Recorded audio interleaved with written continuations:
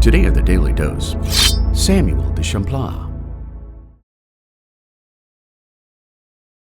Born in 1574, Brouage, France, Samuel de Champlain traveled to Spain and the West Indies with his uncle before accepting a job as a cartographer for King Henry IV from 1601 to 1603.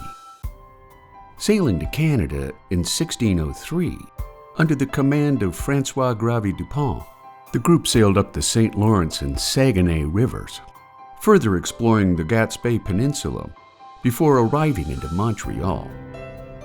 Proving his usefulness on Dupont's expedition, in 1604, Champlain was named geographer on an expedition to Acadia under the command of Lieutenant General Pierre du Monts, exploring present-day Nova Scotia, the Bay of Fundy, and the St. John River, before building a fort on a small island atop the St. Croix River to wait out the winter months.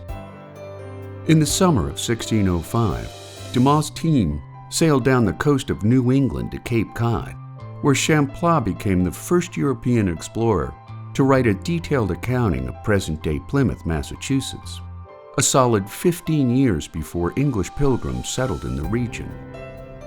Advancing to the rank of lieutenant under Dumont, in 1608, the group again explored the St. Lawrence, building a fort at present-day Quebec City, which would soon become the teeming heart of the French fur trade.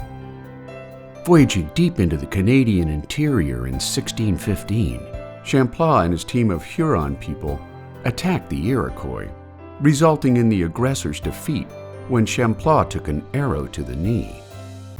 Unable to walk, Champlain wintered with the Hurons near Georgian Bay, composing one of the most detailed accounts of its time of Native American life.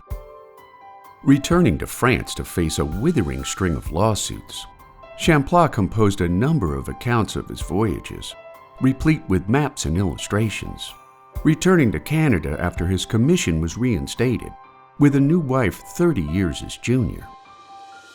Appointed governor of New France by Louis XIII's chief minister, Cardinal Richelieu, French control of the lucrative Canadian fur trade was soon displaced by the English, who lay siege to the fort until Champlain surrendered on July 19, 1629.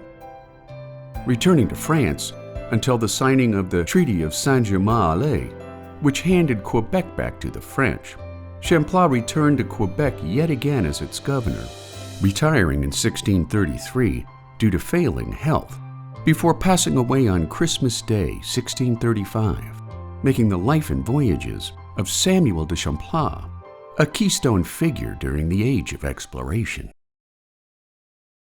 And there you have it, Samuel de Champlain, today on the Daily Dose. If you enjoyed this short educational video, consider giving the filmmakers a YouTube super thanks from as little as $1, so that you too can feed the filmmakers who feed your brain.